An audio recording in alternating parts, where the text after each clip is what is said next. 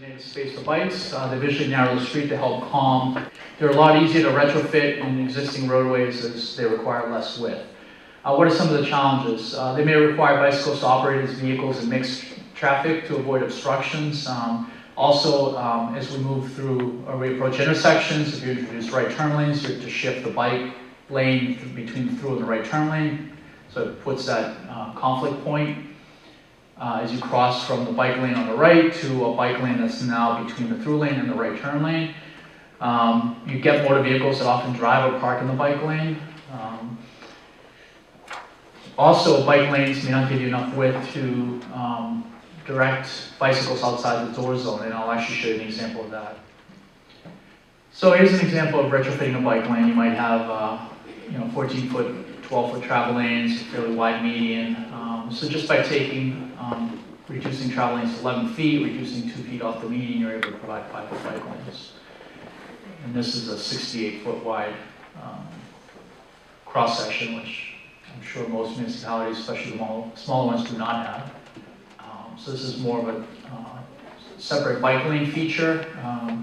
Here you have a bike lane. This is in Cambridge.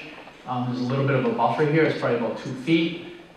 This gentleman was nice enough, he had to just pull into that parking spot. I'm like, I'm just trying to prove a point. Do you mind if I take a picture? And actually, I didn't took the picture. That's my head right there. But and you can see that even with the door, and he's fully opened the door. So I mean, there's more than enough room. Okay, thanks, son. There's more than enough room for him to get out. And here's an example where they use buffering to protect against the door zone, also to protect against the travel lane. For pedestrian signals, we know that 50% of pedestrians in the U.S. do not understand what flashing don't walk really means. That really means to continue walking. So they've come out with these little placards to explain it to you. What do we use now so we don't deal with this? Countdown, right. So we use countdown signals. Pedestrian countdown signals tell pedestrians how much crossing time is left. We also know it helps reduce crashes pedestrian-related crashes by 25%. The pedestrian walking speed was revised in 2009. The MUTCD changed it from 4 feet per second down to 3.5 feet per second.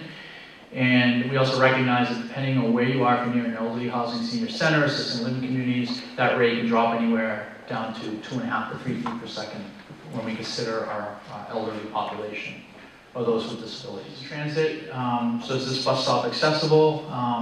One of the things that I mentioned with bus stops is that you need a level landing area of 5 by 8. And the reason for that is that the ramp that comes off the bus drops down to an area of about 4 feet.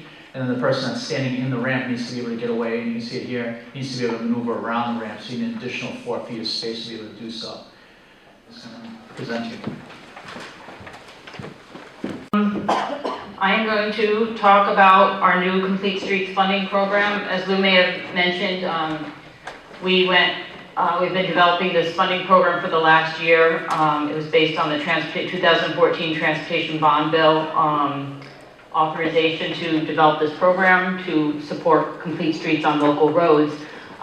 We had the opportunity to go around the state and speak to about 19 DPW departments and planning departments, as well as many advocacy groups who originally supported this. We came down and spoke to Taunton, and the program evolved as we spoke to different municipalities about different iterations that we developed. So what you're seeing, if you've seen this before, what you're seeing today has probably changed a bit based on feedback we received.